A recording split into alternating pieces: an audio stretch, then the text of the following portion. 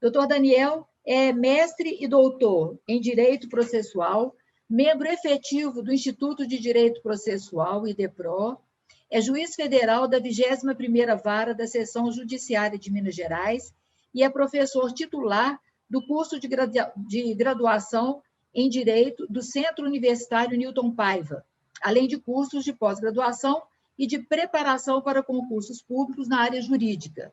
Ex-advogado da União e procurador da Fazenda Nacional. O tema do Dr. Daniel será os litigantes sombra no IRDR e o contraditório substancial. Com o senhor a palavra, Dr. Daniel. Muito obrigada pela presença e pela participação. Bom dia a todos. Eu aqui agradeço demais aos amigos Bernardo Câmara, Guilherme Lage, Fernando Alvim, meu caríssimo amigo Diéry Nunes, por esse convite, né, por estar participando desse grandioso evento. Parabenizo também pela organização, né, um congresso com a magnitude dessa, né, uma das vantagens da pandemia, né, se é que tem uma, nós descobrimos aqui, com a realização de um evento como esse, com mais de 10 mil inscritos, pessoas do Brasil inteiro, juristas do Brasil inteiro, e, né, lembraram aí humildemente do meu nome. Então eu estou aqui, o Patinho Feio, né, espero poder contribuir diante de tantas palestras brilhantes, de tantos colegas aí, processualistas sensacionais. Então, realmente agradeço por essa participação, agradeço por estar representando aí a Magistratura Federal nesse evento de congresso do direito processual no Brasil. Então, realmente é uma satisfação muito grande. Eu cumprimento também minhas colegas de painel, a doutora Valquíria, a doutora Rita Nolasco, a doutora Luciana Nepomuceno. É uma honra aí participar desse painel juntamente com essas brilhantes juristas. E cumprimento também aos nossos ouvintes, né, a todos os estudantes, os advogados, professores que estão nos assistindo também. Então, uma satisfação muito grande de fazer parte desse evento. O meu tema, todos sabem, e é até difícil falar desse tema com o professor Diéry Nunes presente, né, que é um estudioso desse tema já nos primórdios do anteprojeto do Código, né? Então, eu peço licença aí ao Diéry, meu amigo, se eu cometer qualquer equívoco, porque está aí um especialista nesse assunto. E o tema que me trouxe aqui são os litigantes sombra no IRDR e o contraditório substancial. Eu já alerto a todos que eu farei uma exposição curta, direta, objetiva e crítica. Tá? Eu tenho uma visão muito crítica do IRDR e eu tento mostrar, na verdade, é uma palestra no sentido muito mais contramajoritário, tá?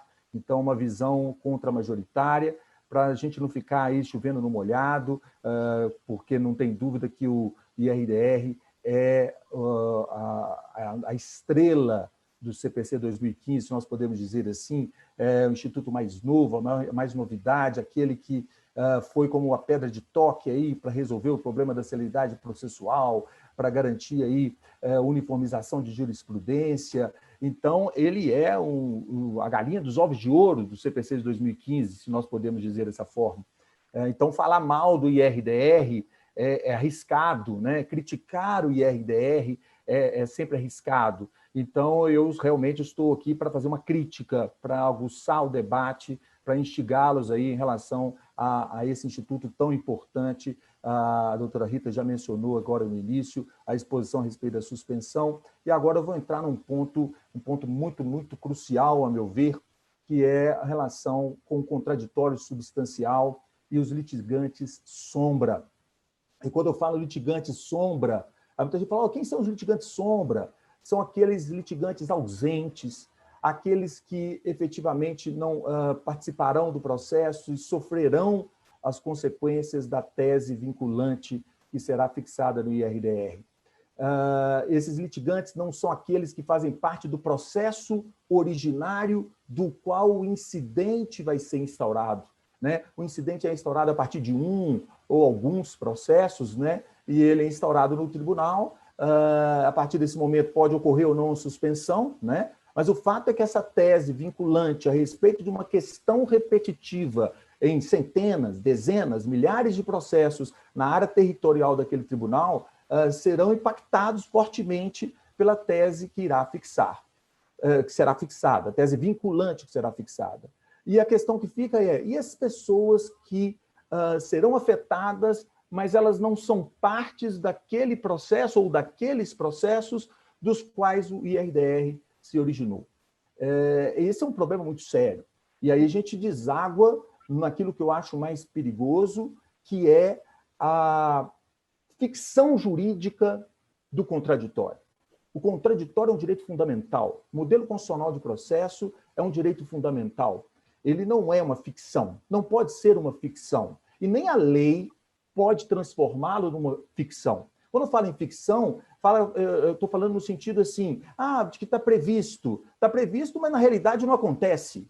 E o contraditório substancial, a gente tem que fazer uma leitura dele, eu gosto de fazer uma leitura tridimensional, de que, para ser contraditório real, efetivo, a parte tem que ter os interessados, aqueles que serão afetados pela tutela jurisdicional, e no caso aqui pela tese vinculante do IRDR, eles têm que ter o direito de informação, o IRDR assegura isso, dando publicidade, etc. Tem que ter o direito de manifestação e tem que ter, principalmente, é aí que é o ponto, o direito de influência, de poder influenciar o convencimento dos julgadores para a fixação daquela tese, seja da melhor maneira possível, para que haja, de fato, o debate processual democrático e a tese fixada, que vai ser vinculante, seja realmente fruto da melhor discussão possível sobre aquele tema. Isso, a meu ver, IRDR não assegura. Nós criamos o código e aperfeiçoou as técnicas de julgamento de demandas repetitivas. Isso inclui recurso especial repetitivo, recurso extraordinário com repercussão geral, e o IRDR entra dentro desse contexto, desse microsistema das técnicas de julgamento de demandas repetitivas. Mas para fazer essa técnica, para se aplicar essa técnica, nós temos que selecionar processos. É o processo modelo ou caso piloto, né? Para partir daquele caso, estabelecer uma decisão que valerá para todos os outros. Essa escolha representativa desse caso modelo que é um pecado, que é um erro do nosso sistema. Nosso sistema não existe, não é previsto no nosso sistema critérios objetivos para a escolha desse processo.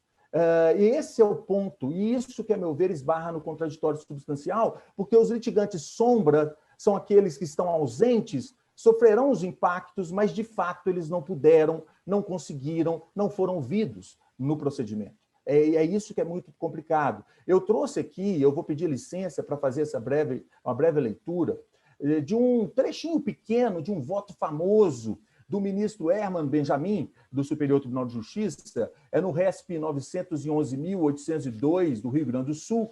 Para os senhores terem ideia, isso é de 24 de outubro de 2007, ou seja, nós temos aí 13 anos desse voto, e esse voto é justamente uma crítica à escolha do processo em que o recurso especial repetitivo vai ser o representativo da controvérsia, né? Essa escolha sem critérios é muito complicada. E o IRDR também permite que o incidente seja instaurado a partir de processo sem escolha nenhuma, e que pode, evidentemente, impactar os litigantes sombras. Por isso que eu vou pedir licença para ler esse trechinho do ministro, que ele critica de forma veemente a escolha ou a ausência de critério para escolhermos o processo modelo ou o caso piloto em que se baseará nessa técnica de julgamentos repetitivos. Aqui, o ministro falando, elegeu-se exatamente a demanda de uma consumidora pobre e negra, como acima dissemos, triplamente vulnerável, destituída de recursos financeiros para se fazer presente fisicamente no STJ por meio de apresentação de memoriais, audiências com os ministros e sustentação oral. Como juiz, mas também como cidadão, não posso deixar de lamentar que na argumentação oral perante a sessão e também em visitas aos gabinetes dos ministros, ocorreu o verdadeiro monólogo dos maiores e melhores escritórios de advocacia do país, e a voz dos consumidores não se tenha feito ouvir. Lastimo sobretudo, ausência em sustentação oral de representantes dos interesses dos litigantes sombra. Olha a expressão já usada aí pelo STJ desde 2007. Todos aqueles que serão diretamente afetados pela decisão desta demanda, uma gigantesca multidão de brasileiros, mais de 30 milhões de assinantes, é o caso de assinaturas básicas de telefonia, que por bem ou por mal pagam a conta bilionária dessa assinatura básica. Logo a seguir, concluiu o ministro, em síntese, a vitória das empresas de telefonia, que hoje se prenuncia, e foi o que aconteceu, não é exclusivamente de mérito, é, antes de tudo, o sucesso de uma estratégia judicial legal na forma, mas que na substância, na essência, arranha o precioso princípio do acesso à justiça, uma vez que inviabiliza o debate judicial e o efetivo contraditório, rasgando a ratio essende do sistema de processo civil coletivo em vigor. Percebam, senhores, percebam, professor Diele, Bernardo, olha que situação, isso em 2007, o prenúncio aí do desembargador, do ministro Herman Benjamin, já mostrando a crítica ferrenha a essa técnica de julgamentos repetitivos em razão da falta de critério da escolha do caso. O incidente de resolução de demanda repetitiva, senhores, e aqui é a crítica principal dessa posição, nós não podemos permitir a instauração desse incidente a partir de processos pouco instruídos, a partir de processos com parca fundamentação, inclusive controle judicial da capacidade técnica dos advogados. Nós sabemos que tem escritórios de advocacia especializados em direito tributário, nós sabemos que tem escritórios de advocacia especializados em direito do consumidor, em direito econômico. Então, é importante que haja esse controle para que o incidente seja instaurado a partir de um processo que realmente traga um equilíbrio de forças para a discussão da tese do tribunal. Porque, senão, aquelas pessoas que serão afetadas, elas serão prejudicadas e elas não foram devidamente representadas ali, porque um lado era muito mais forte do que o outro, e não tenham dúvidas, um lado sempre será mais forte se isso não acontecer. E nós vemos o exemplo aqui das empresas de telefonia, outro dia nós vamos ver os exemplos da briga da Samarco com as pessoas afetadas com a barragem, a questão ambiental, e outro dia nós veremos o INSS contra os segurados do INSS, então nós teremos sempre um litigante habitual, como o professor Diele mencionou na palestra dele ontem, os litigantes habituais usando a tecnologia e usa isso como estratégia. Então, se o incidente, na hora da instauração, não for instaurado a partir de um procedimento, de um processo, melhor dizendo, em que haja uma forte representação das partes discutidas, das partes que serão afetadas, vai haver um desequilíbrio. E o tribunal tem que ter esse cuidado. Isso é importante, que tem mais um ponto aqui. Eu peguei uma pesquisa do Observatório Brasileiro de IRDRs, né, o grupo de pesquisa vinculado à Faculdade de Direito de Ribeirão Preto, da USP, foi coordenado pelo professor doutor Camilo Zufelato, tá? Essa pesquisa está publicada nas redes, Migalhas, Conjur, tá? Para todos, um trabalho muito bem feito, só que ele é atualizado somente até o final de 2018, tá? Abordando o IRDR. E o professor, essa pesquisa aqui demonstra que de 197 incidentes admitidos até aquela época, senhores, 197, quase 200, tá? Sabem quantos acórdãos o tribunal teve uma preocupação na hora de admitir aquele incidente, se havia um equilíbrio de forças ali, se havia uma representação adequada daquelas pessoas que seriam afetadas naquele procedimento? Sabem quantos acórdãos? De 197, somente 4 acórdãos foi constatada uma preocupação com a representatividade daquele processo modelo, tá? Somente em 4. Ou seja, nós poderemos também, nesses outros 193 aí, IRDS que foram admitidos, ter sido instaurado o incidente a partir de um processo não com muitos fundamentos, a partir de processos com uma advocacia não especializada naquela área, a partir de processo envolvendo um mísero consumidor, somente uma pessoinha, e aquele processo vai ser um modelo para que se instaure um incidente, para que venha a tese vinculante. Nós sabemos que as partes do caso, elas têm um papel protagonista no tribunal. Então, não pode ser qualquer parte. A escolha desse procedimento, desse processo, de onde se originará o IRDR, tem que ser uma escolha criteriosa. E o tribunal tem que fazer esse controle. Muitos falam, mas isso não está previsto na legislação, mas está previsto na nossa Constituição, porque a nossa Constituição assegura a participação democrática de todos. É o processo democrático, muito bem defendido pelo professor Dierle, é o contraditório substancial. Então, está previsto na nossa Constituição, é dever do julgador, é dever do relator, do tribunal, do colegiado, quando for admitir ou não aquele IRDR, verificar qual o processo que ele está se originando. Esse processo é um processo modelo mesmo, para que nós possamos instaurar um incidente a partir dele. Ele vai dar uma representatividade a esse julgamento ou não? E hoje isso não acontece, infelizmente. A desembargadora Tereza Cristina, numa exposição brilhante mais cedo, trouxe essa crítica também, dizendo que, embora a desembargadora defenda que o procedimento assegure esse contraditório amplo, é uma mera ficção. E aí eu vou criticar o posicionamento da desembargadora, porque ela mesma admite que assegura o contraditório, mas que a participação é pífia.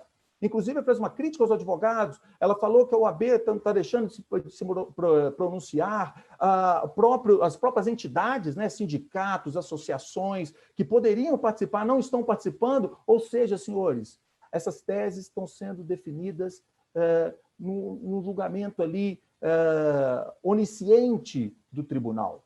E isso não é o papel do IRDR.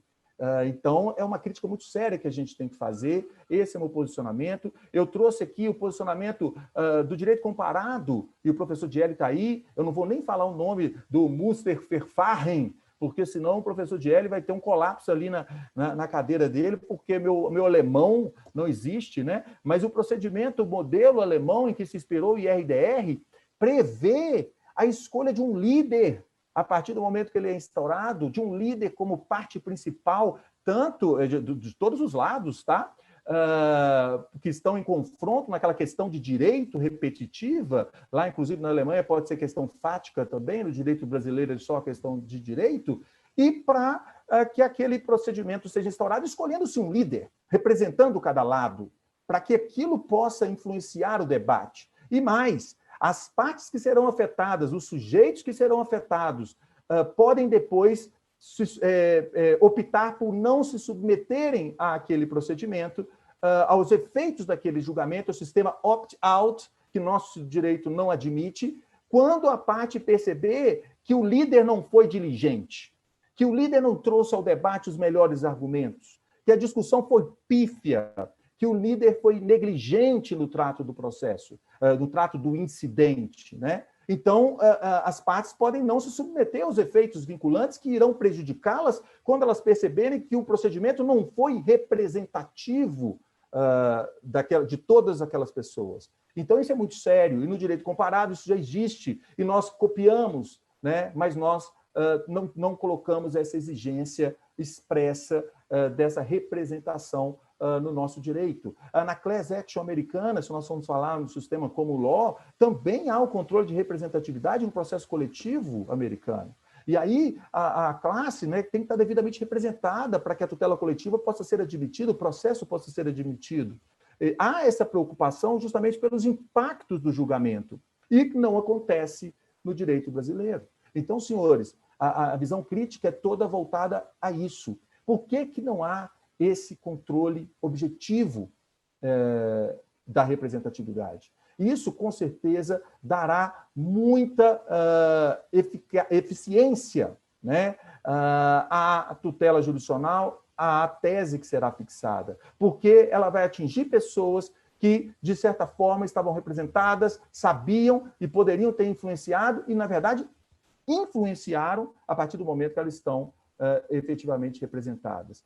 Eu trouxe algumas sugestões, isso professor Antônio Passos Cabral, professor Marcos Cavalcante, vários outros doutrinadores que escreveram a respeito do tema, eu também escrevi a respeito do tema, sugerindo alguns critérios objetivos que o tribunal tenha que verificar, isso para finalizar já a minha exposição, para que haja esse equilíbrio de forças no incidente perante o tribunal e haja uma equalização melhor do contraditório, fazendo com que ele deixe de ser uma mera ficção e passe a ser um contraditório efetivamente real ali na prática, admitir o incidente a partir de ações coletivas. Ações coletivas deveriam ter preferência para que fosse instaurado o incidente do IRDR e não ações meramente individuais.